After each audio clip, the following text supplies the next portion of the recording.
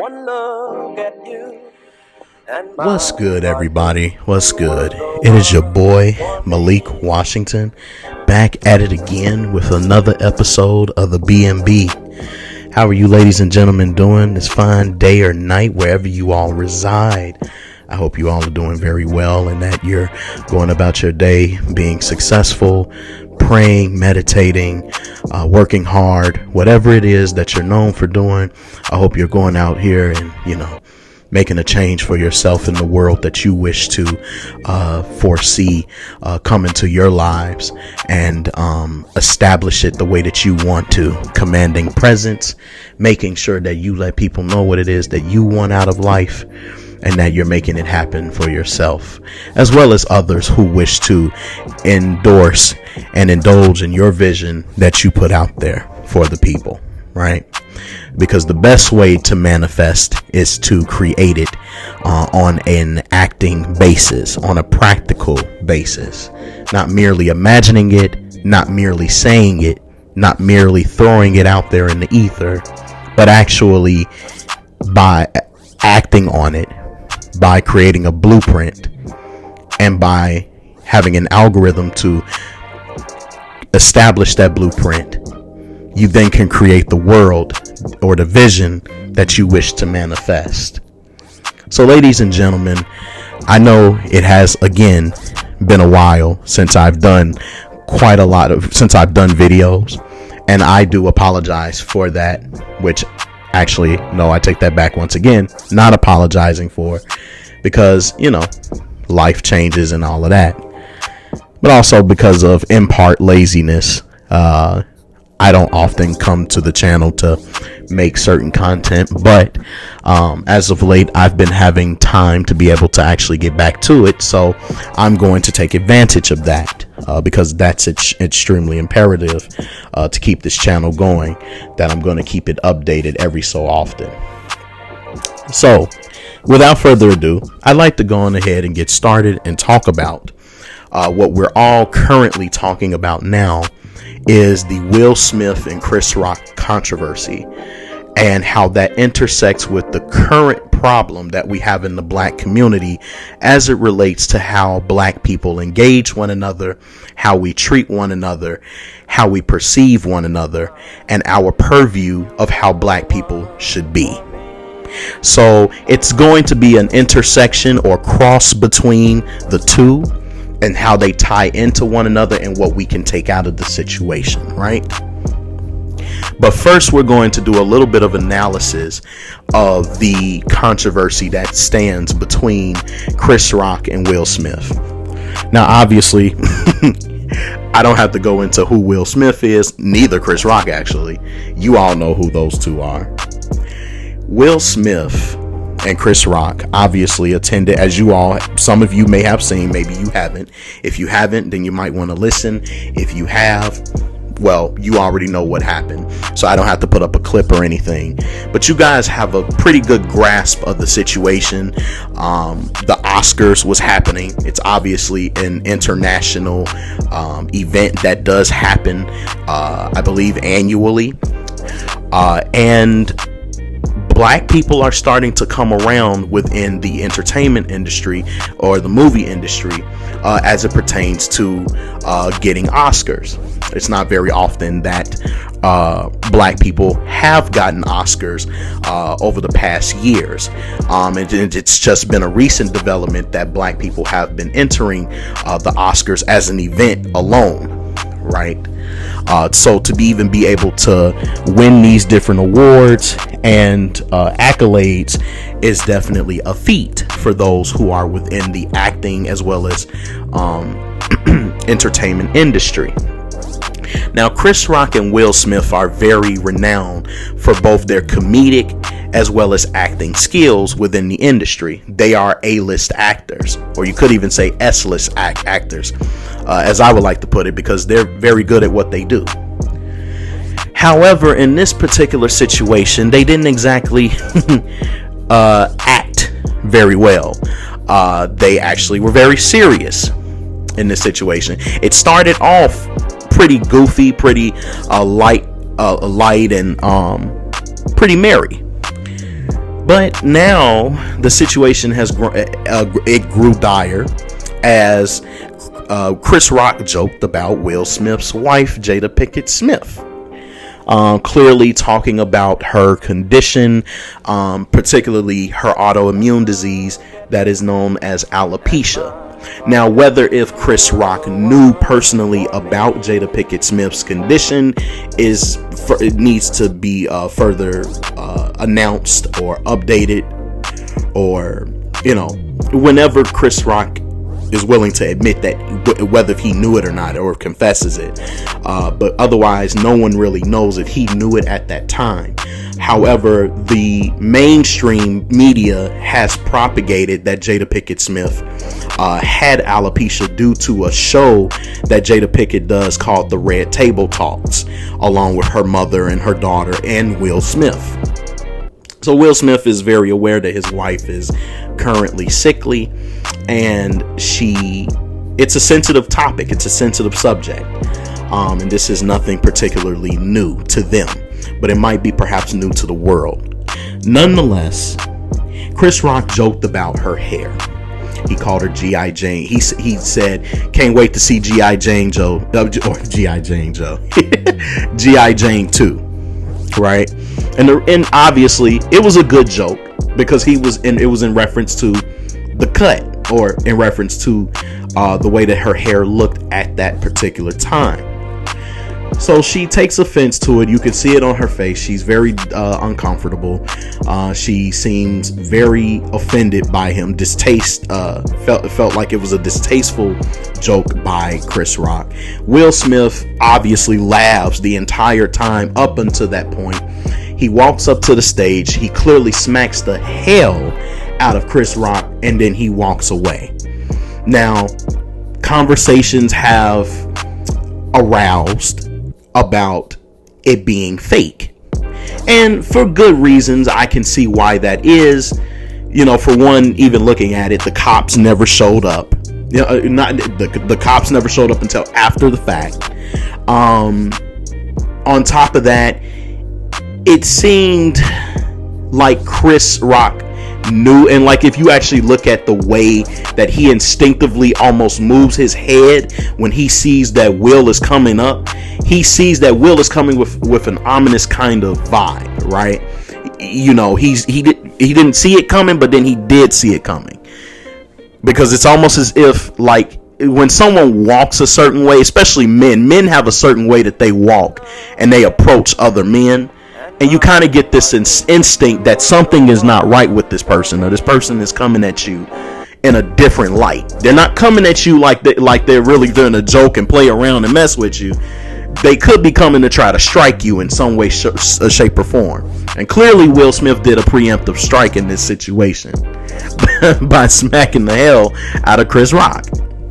Now, afterwards, Will Smith told Chris Rock to keep his wife's name out of his effing mouth, right? Chris Rock clearly looks embarrassed by the situation, and things just got out of hand. Now it moves forward, and Denzel Washington and Tyler Perry stepped in. They had a discussion with Will, and a quote came out about what Denzel specifically said, and it tied in with the devil and God and being in a high moment, and that you could get tested in those moments that you're high. The reason why Denzel said this is clearly because they're in the Oscars. The Oscars is on a different level, especially those who have been nominated for it, who are actors as well as in the comedic industry, right? Now here's the thing. Within that situation, it could have been completely handled differently, and you all know I'm gonna always come from a spiritual standpoint because the Bible is my foundation. I will look at it from a different point of view, not so different, but a very different point of view, because there is obviously a lesson to come out of this. Let me explain. Joking is a part of life, right? It's a part of our human nature to try to escape the seriousness, the gravitas of which life throws at us. We all tend to get caught up in situations that are pretty rough, that make us cry, that make us sad, that constantly makes us jovial about the topsy-turvy nature of life itself. We are put in situations we cannot control. We often get put in situations that can be too far out of our reach and we have no solutions for. Things become impossible and there's no crutch to hang on to. You have people around you that often try to tell you to suck it up and keep it moving, but sometimes you might just need a shoulder to lean on or cry on. Joking kind of helps to relieve what you feel in your heart as it relates to sadness, because it's like an escapism. You talk about the things that you see, but you joke about it like as if it's just something to be taken to light, because if you were to think about it too much, it'll be too much on your heart. And we all know that stress is the number one killer and an extremely contributing factor to the degradation of mental and physical health in the United States. It is particularly detrimental to the health of black men. Black men actually are known to die before the age of 30 because of stress. And so comedy is a big stress reliever. It is also an escapism. Most, if not all, black people love to joke, even if it is at the most rudimentary or elementary level. However, we all know that joking is not always joking. And so some of you are probably saying, well, what do you mean by that? Well, there is something known as crude jesting or crude joking. There is a kind of comedy that jokes for the sake of joking, but then there is a kind of comedy that jokes for the sake of offending someone, right? The baseline aspect of comedy is to talk about what you see. Comedians are typically known for, jesting about what's in the crowd, who's in the crowd, and they talk about them based off that alone. A lot of people cannot do that. A lot of people can't just come up with jokes back to back to back to back like that and just take cracks at people. But this is a part of the game, that when you do joke, you're going to test the waters, because you don't know people like that. You don't know who out there is serious. You don't know who out there can actually take a joke. So when you throw it out there into the ether the way that you do, you hope that people will receive it and just be like, okay, yeah, that was funny. And that was a good ass joke. That was funny as hell. And sometimes it feels great, because at least you feel like you're being received. Joking can be a language sometimes for other people that like to joke. You get it, so it makes sense. And there's a lot of people out there who have the heart for joking. But the same reality must also be realized, that as a comedian, the other reality exists as well, that there are people who cannot take jokes at all, in spite of them knowing that you are a joker. You are a joke meister. You are very good at roasting, pulling heartstrings, talking about people at a level at which they might want to jump out of their seat and whoop your ass just from you saying the stuff that you're saying. A lot of people know how to do that. Black people, as I like to say often, are masters of that. They are masters of drama and bullshit. As I always like to say, I've been saying it since I've started podcasting. People of color are like this. I don't know why. It's just something that we like to do. And I think since slavery on up, maybe even prior, our ancestors were just like complete assholes. Like, we just knew what to say in order to get under someone's skin. We do it to each other all the time. It's freaking ridiculous. And that's not to say that other races of people don't have their people that joke too. Obviously they do. But I will humbly admit that other races kind of, when they know that someone is offended, they'll just kind of leave it alone. Okay? Some black people don't know when to read the room and to just let stuff go. In this particular situation, I think Chris Rock was just being Chris Rock. We all know that Chris loves to joke, and Chris makes good jokes. Clearly in this situation, it wasn't a good joke because of what he said about Will Smith's wife. But Will Smith, ironically, in which I find to be kind of strange for him to act the way that he's acting, because for one, he is a comedian. He's joked about people before. He's talked about people like dogs. The second thing is that Will Smith is a biblical guy. Just like I and anyone else who's listening to this video who perhaps subscribes to the biblical narrative, we all know that he could have approached this completely different, right? Because Will Smith knows, or he should know, as the scriptures denotes, when you have a problem with your brother or sister, you are always supposed to confront them personally. You did not have to get on the international stage and escalate the situation. A lot of times as black people, and this is where the intersection part comes in, which we'll tap into a little later, but I will say this little tidbit. A lot of times as people of color, we have a tendency to escalate situations where they don't need to be escalated. We fester problems until they become problematic, and when that problem surfaces, we then want to become very vindictive and we want to strike back immediately. We're very quick to do that. We're very emotional people, and there's nothing wrong with emotion. But there is something wrong with emotion when it becomes too aggressive. Now, what Chris Rock did was just a joke in its essence. Perhaps something that was a little too far because it was medically insensitive, but he did not know that because he just threw it out there. He talked about the way her hair looked. He probably did not know that she had alopecia. He just knew that she had a buzz cut similar to that of G.I. Jane. And if we all have watched G.I. Jane, we know what she looked like. And she's just a spinoff from G.I. Joe. G.I. Joe had a buzz cut. And people make jokes about G.I. Joe all the time. I'm sure in the military they make jokes about people that have buzz cuts and look like G.I. Joes. A bunch of G.I. Joe soldiers. I'm sure that happens. But what has transpired in our current environment, in our current situation today, is a lot of people have become extremely sensitive to jokes now. Now, mind you, in this situation, I would not if I was in Will Smith's shoes and I knew that my wife had an autoimmune disease,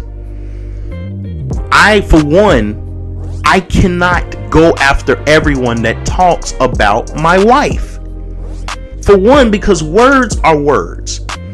I've been bullied before since grammar school. I know what it's like to constantly get badgered and bombarded with things that you don't like to hear. It hurts. It's irritating. Very irritating. Couldn't stand it. Gets to the point where you feel alone because these people have no concept of respect, no concept of integrity, no concept of self-worth. But they have so much to say about you because of the shit that has been said about them.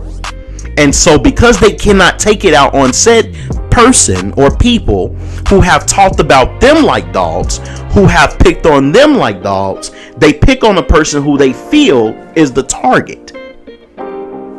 I know what that's like. Now, could I take a joke? Yeah, I could take a joke.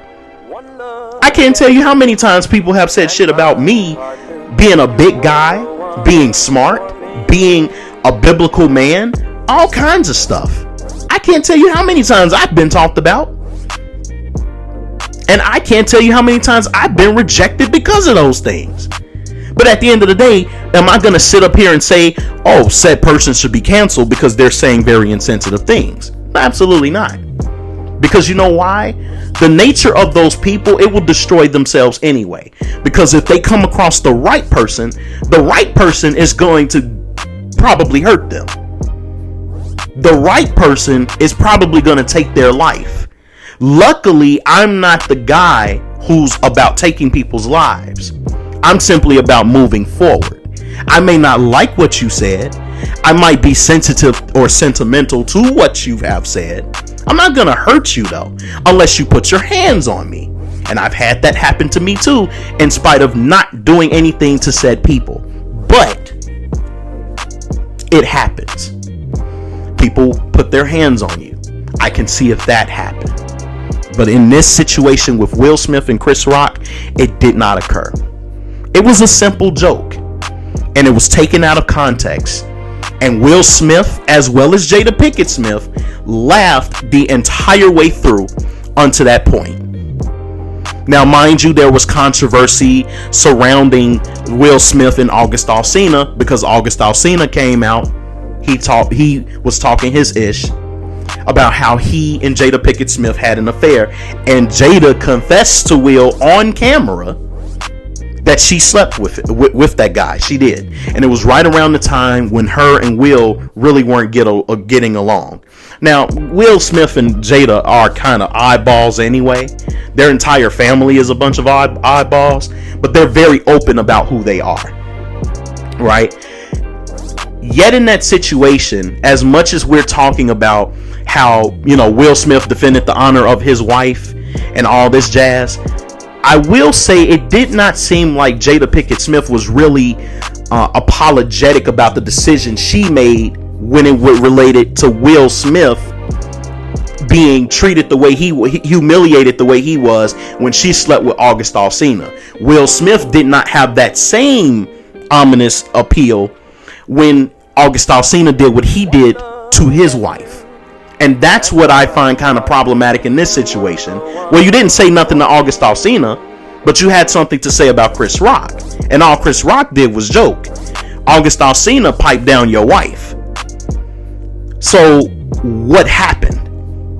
Was it because it was an international stage? You wanted to create attention? Did you want to make an impression of your wife because you felt like you were losing her in that moment? Why didn't you attack August Alsina the way that you attacked Chris Rock? You seem to be on the defense about something. Is this an ego thing to where you feel like you have to show out? Because you're a comedian. You talk about people all the time. But in this particular situation, there was no mercy for Chris Rock, but there was mercy for August Alsina. So it makes anybody wonder, and I'm not the only one that came up with this thought. Why are you so offensive? Because your wife didn't like what was heard? You could have personally approached this brother, and this was what I was saying before. You could have personally approached him, but you did not do that. You then apologized, of course, on air after the fact. After you slapped him. After you told him to keep her name out of his mouth. You said something. But you didn't say anything prior. You could have, after the Oscars was over, you could have went to him personally. And you're a biblical man, so you know this. Or at least you should. Some people don't really know the Bible. They're just huge carriers of it. They heard of the Bible, but they're not practitioners of it. They just listen to whatever their pastors tell them in their sermons. They don't actually study it. But that's for another topic, another conversation. We now get into this conversation, and this is the main thing I want to talk about because I deem it paramount to our current situation today as black men, as black people. Black people have this, and it's always, and then they get upset when you talk about this. And some of you may get upset as I talk about it now, but it has to be talked, it has to be said. Black people have a tendency to not like each other while pretending to like each other in front of everyone else. So what do I mean by this? As you see in the current climate today, we always talk about racism and white supremacy, right? We're always talking about how black people are being treated in front of white cops, how black people are treated in front of white people in general, and how black people are treated just in general across the world, from the diaspora unto the modern day age. But yet, the one thing that is never and hardly addressed is the issue that stands between black on black violence that happens with us. For anybody that lives in Chicago, we see what happens. You don't need statistics to know how a child is getting killed as a result of gang confrontation. You don't have to have statistics when you see mothers, single mothers raising their kids, and there are no black fathers in the home to establish order, to establish boundaries, to establish self-worth. And that's not to say single mothers don't establish these things in their kids, but most do not, because as these kids grow up not respecting authority, not respecting themselves, not loving themselves, but moreover not even having the integrity to be able to respect their fellow man. Black people have, when situations like this occur, glee is in the hearts of black people to see other black people hurt one another. And it disheartens me when I see it, because I grew up seeing it myself. When I see two black people fighting, it hurts me to see that.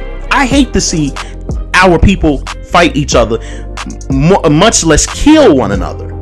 But when black people see other blacks hurt, other blacks fighting, other blacks in an argument, in confrontation with one another, we are excited. We are like, and I hate to say it in this context, but we're like animals. We are like, we hunger for the drama. We salivate over it. Men are getting hard-ons. Women are getting wet. Like, we love it. We love it. We're on fire about it. And I look at the people and I'm like, how could you all say that you hate white supremacy, but the complex that you have about each other is just as worse, or even worse than the white supremacy that you talk about? And in this situation with the Will Smith Chris Rock controversy, it is a very similar dynamic. People are making insults clearly about what's happening, jokes, memes, you name it. It's the current climate of our world, right? That every time something happens, we're always going to find some kind of way to comedically relieve ourselves of the gravitas of the situation. But as black people, we have to stop being so antagonizing of one another. You get on an international stage, everyone's watching it. Clearly, they see what's happening. And then you wonder why the rest of the world does not like black people? Because of situations like that. Because of situations where you could resolve the issue, you choose to be problematic. You choose to be dramatic. You choose to be unnecessarily controversial. You choose not to be solving oriented in your mind. You choose to strike your brother before you choose to apologize. There are ways to go about changing how we approach one another, but you cannot change everyone else until you change yourself as a human. So as much as y'all talk about black love, black unity, black this, black that, maybe you need to focus on the fact that you have malice and this hatred or this antagonizing nature in your heart. You need to change that first before you go into this whole spectacle about loving black people. Because clearly you don't love them. You're just using them for selfish gain. You're using them for popularity points. You don't actually love these people. You just want to use them. And most black people do use each other. And in this situation, we could do a lot better. Chris Rock and Will Smith both could have done better. Although it's over, it's going to be talked about for weeks. But again, there's always a solution to the problem. You just have to be willing to comply with the solution. But ladies and gentlemen, I'll end it right there. My name is Malik Washington, and this is another episode of the BMB. I thank you for listening. Have a good day or good night wherever you reside, and I thank you.